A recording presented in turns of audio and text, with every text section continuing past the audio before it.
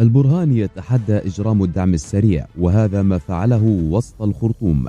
حميدتي يهدد السودانيين بمواصلة الحرب حتى عام 2040 ويقترب من أم درمان. الخارجية السودانية توجه ضربة موجعة للدعم السريع وتحذر مما تسمى هيئة الإغاثة. بيان رسمي من الإمارات بخصوص قصف مطار الخرطوم. السلام عليكم وأهلا بكم في نشرة جديدة من قناة السوداني نيوز. نرجو منكم الاشتراك في القناة وتفعيل زر الجرس وتحفيزنا بعمل لايك للفيديو. ننتقل الآن من العناوين إلى تفاصيل النشرة. ظهر رئيس مجلس السيادة الانتقالي السوداني عبد الفتاح البرهان في مقاطع فيديو متداولة على مواقع التواصل وهو يتجول بسيارته في عدد من شوارع العاصمة بعد يومين من استهداف مطار الخرطوم الدولي بطائرات مسيرة. ورغم عدم صدور بيانات رسمية بشأن أسباب هذه الجولة، إلا أن وسائل إعلام محلية قالت إن البرهان توقف بسيارته لاصطحاب مجموعة من طلاب المدارس كانوا في طريقهم إلى منازلهم ونقلهم إلى وجهتهم. وتباينت ردود الأفعال لدى مدونين على منصات التواصل مع جولة البرهان في سوق مدينة أم درمان، حيث رحب البعض بها باعتبارها متابعة للأوضاع الميدانية والاطلاع على أحوال المواطنين، فيما عدها آخرون أنها تحمل دلالات سياسية في هذا التوقيت. وجاءت جولة البرهان في شوارع العاصمة بعد يوم من استهداف مطار الخرطوم الدولي بطائرات مسيرة وفق ما أعلنته الحكومة السودانية، التي أكدت لاحقا استئناف الملاحة الجوية دون تسجيل خسائر. وبينما اتهم الجيش السوداني الإمارات وإثيوبيا بالتورط في الهجوم، نفت أديس أبابا عبر بيان لخارجيتها أي دور لها، ولم يصدر عن أبو ظبي على الفور التعقيب، غير أنها سبق أن نفت صحة اتهامات مماثلة. وضمن التطورات، استدعت الخارجية السودانية سفيرها لدى إثيوبيا الزين إبراهيم للتشاور، وتتهم السلطات السودانية ومنظمات وهيئات حقوقية قوات الدعم السريع باستهداف المنشآت المدنية. ادعى محمد حمدان حميدتي قائد قوات الدعم السريع ورئيس المجلس الرئاسي لحكومة تأسيس في غرب السودان الخميس إن قواته لا تسعى إلى استمرار القتال، مؤكدا رغبتها في وقف الحرب في أسرع وقت ممكن، لكنه شدد على أن إنهاء النزاع يتطلب التزاما من جميع الأطراف. وأوضح ديجيلو في خطاب موجه إلى ضباط قواته أن تحديد موعد لنهاية الحرب غير ممكن في الوقت الراهن، مشيرا إلى أن تقديرات الجيش تشير إلى احتمال استمرارها حتى عام 2033، بينما أكد استعداد قواته لمواصلة القتال حتى عام 2040 إذا استدعت الظروف ذلك. وأضاف أن بعض الوحدات التابعة لقواته بقيت في مواقعها على أطراف أم درمان منذ اندلاع الحرب، لافتا إلى أن العمل الميداني هو الفيصل، وأن المرحلة المقبلة قد تشهد تطورات إيجابية على حد تعبيره. وقال ديجيلو إن قواته تسعى إلى حل جذري يضمن عدم تكرار النزاعات مستقبلا، مؤكدا رفض العودة إلى الأوضاع التي سبقت الحرب. وأضاف أن أي تسوية يجب أن تعالج جذور الأزمة لضمان استقرار طويل الأمد. وأشار إلى أن التعليم يمثل أولوية لدى حكومة تأسيس، موضحا أن العمل في هذا الملف لن يتوقف رغم الظروف الأمنية. وقال إن السلاح والتعليم مساران متوازيان، وإن الجهود ستستمر لتوسيع فرص التعلم في المناطق الخاضعة لسيطرته. وأشاد حميدتي بما وصفه بالشباب القدام التي قال إنها موجودة بالآلاف، مؤكدا أن هدفها تحرير البلاد مما أسماهم مجرمي الحركة الإسلامية التي يعتبرها مسؤولة عن الأزمة الحالية، داعيا قواته إلى الثبات والانضباط خلال المرحلة المقبلة. نفى مسؤول إماراتي الاتهامات السودانية بأن طائرة مسيرة إماراتية استخدمت في هجوم يوم الاثنين الماضي على مطار الخرطوم انطلاقا من إثيوبيا. ونقلت رويترز عن مسؤول إماراتي لم تسمه أن هذه الافتراءات هي جزء من نمط محسوب للتضليل، وهو تحويل اللوم إلى الآخرين للتهرب من المسؤولية عن أفعالهم، وتهدف إلى إطالة أمد الحرب وعرقلة عملية سلام حقيقية. كما نفت إثيوبيا صحة المزاعم السودانية في بيان لها. ويتهم السودان الإمارات منذ وقت طويل بدعم قوات الدعم السريع شبه العسكرية، والتي تقاتل الجيش السوداني في حرب أهلية مستمرة منذ 3 سنوات دمرت البلاد. وتنفي الإمارات ذلك وتقول إنها تسعى إلى إنهاء الصراع الذي يعد من أكثر الصراعات دموية في العالم. وكان متحدث باسم الجيش السوداني أشار في وقت سابق إلى زيادة كبيرة في الدعم الإماراتي، إذ بث صورا ومسارات طيران قال إنها تظهر طائرات مسيرة مملوكة للإمارات أقلعت من مطار بحر دار في إثيوبيا وقصفت عدة مواقع في السودان في آذار مارس وآيار مايو. وفي بيانين نددت مصر والسعودية بالهجوم على مطار الخرطوم الذي أعيد فتحه في الآونة الأخيرة أمام الرحلات الجوية، وحذرت الدولتان من تدخل جيران السودان.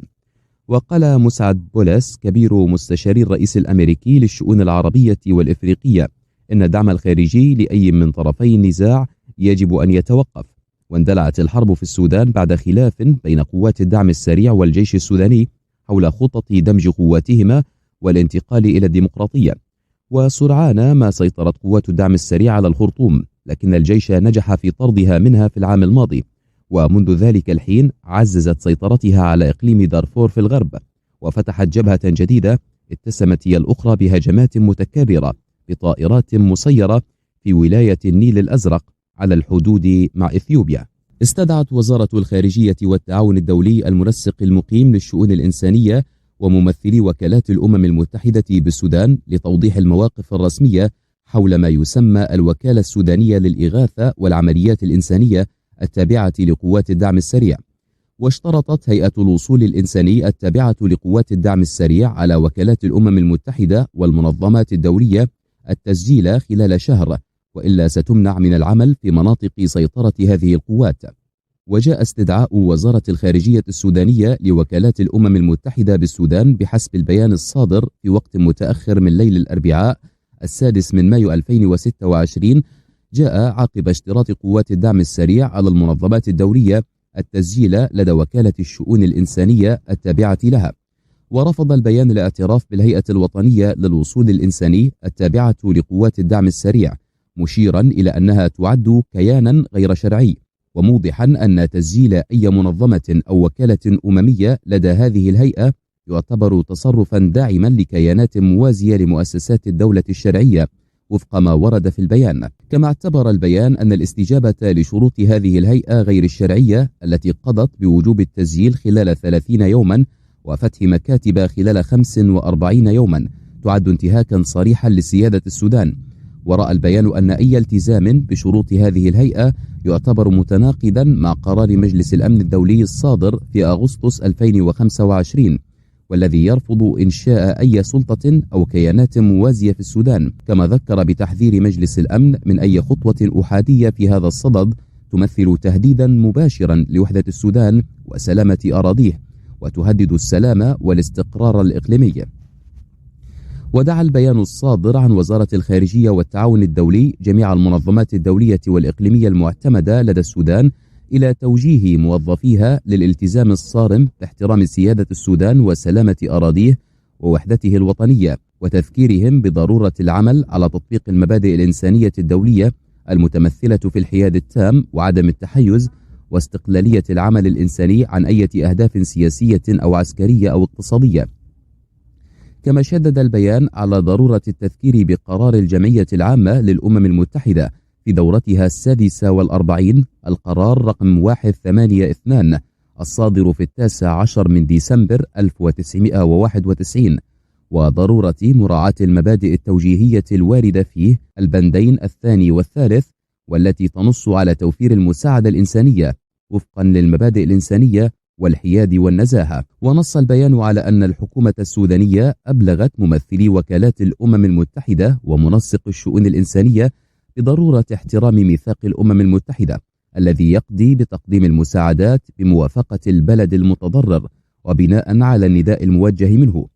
كما ذكرت الخارجية السودانية ممثلي وكالات الأمم المتحدة ومنسق الشؤون الإنسانية بقرار الجمعية العامة للأمم المتحدة في دورتها 58 الصادر في ديسمبر 2003 بشأن تعزيز تنسيق المساعدة الإنسانية التي تقدمها الأمم المتحدة في حالات الطوارئ. شاركت منظومة الصناعات الدفاعية السودانية في فعاليات معرض ساها 2026 المقام في مدينة اسطنبول التركية وسط مشاركة دولية واسعة ضمت أكثر من 120 دولة و1700 شركة متخصصة في مجالات الصناعات الدفاعية والطيران والفضاء في واحدة من أكبر الفعاليات العالمية المتخصصة في التقنيات العسكرية والأمنية. وقدمت المنظومة جناحا متكاملا احتوى على أكثر من 90 منتجا وخدمة عسكرية وتقنية شملت أنظمة وتجهيزات دفاعية متنوعة، في خطوة هدفت إلى إبراز القدرات الصناعية والتقنية السودانية في مجال الصناعات العسكرية، وتعزيز فرص التعاون والشراكات مع الشركات والمؤسسات الدولية العاملة في القطاع الدفاعي. وبحسب ما نشرته المنظومة عبر صفحتها الرسمية على موقع فيسبوك، شهد الجناح السوداني حضور عدد من القيادات والمسؤولين السودانيين يتقدمهم ميرغني إدريس سليمان إلى جانب حسن داود كبرون، فضلا عن مشاركة دبلوماسيين وممثلين لجهات رسمية سودانية. كما حظي الجناح باهتمام لافت من الزوار والخبراء والمتخصصين في مجالات الدفاع والتكنولوجيا العسكرية، حيث أبدى عدد من المشاركين اهتماما بالتطور الذي شهدته الصناعات الدفاعية السودانية خلال السنوات الأخيرة، خاصة في مجالات التصنيع العسكري والخدمات التقنية المرتبطة بالقطاع الأمني والدفاعي. ويعد معرض ساها 2026 من أبرز المعارض الدولية المتخصصة في الصناعات الدفاعية، حيث يستمر حتى 9 من مايو الجاري تحت شعار قلب التكنولوجيا ينبض في ساها. ويشهد عرض أكثر من 200 منتج وتقنية حديثة، من بينها أنظمة متقدمة عالية التكنولوجيا ومركبات ذاتية القيادة وتقنيات مرتبطة بالذكاء الاصطناعي والأنظمة الدفاعية الحديثة. وتسعى الدول والشركات المشاركة في المعرض إلى استعراض أحدث الابتكارات العسكرية وتوسيع شبكات التعاون والتسويق الدفاعي في ظل تصاعد المنافسة العالمية في مجالات الصناعات العسكرية والتكنولوجيا الأمنية.